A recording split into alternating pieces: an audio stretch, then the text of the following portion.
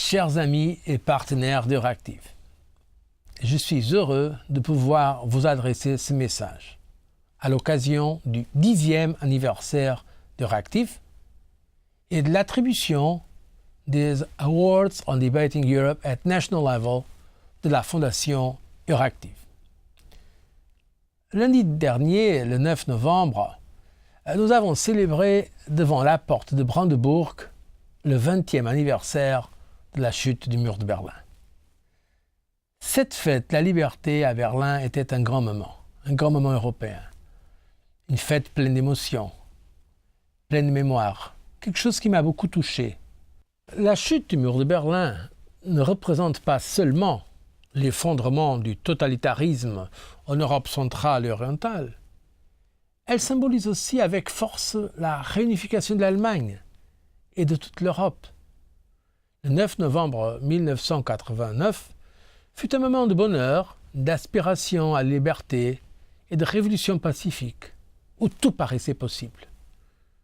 Une journée véritablement historique, qui m'a personnellement rappelé à bien des égards la révolution portugaise de 1974, vécue par l'étudiant de 18 ans que j'étais à l'époque.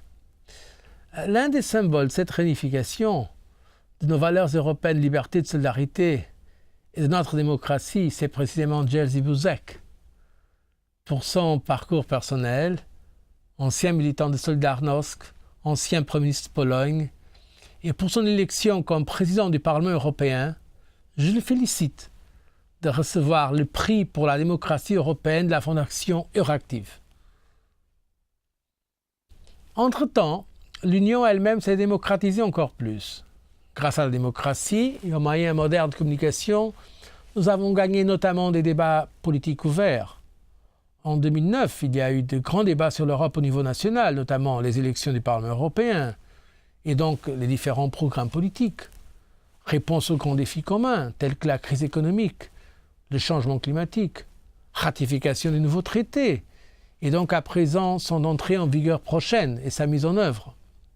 Il faut continuer ces débats au niveau national, par exemple sur notre stratégie européenne, Union européenne pour 2020, dont je parle dans mes lignes directrices politiques, et qui doit nous permettre de sortir de la crise en se basant davantage sur la croissance soutenable, la croissance verte, et sur la cohésion sociale. Euraactiv soutient ces débats entre société civile, entreprises, médias, gouvernements et institutions, en profondeur, et notamment entre représentants de politiques européennes. C'est pourquoi je vous remercie. Je vous remercie d'avoir accompagné l'intégration européenne de façon professionnelle et innovatrice, et je vous souhaite un joyeux anniversaire.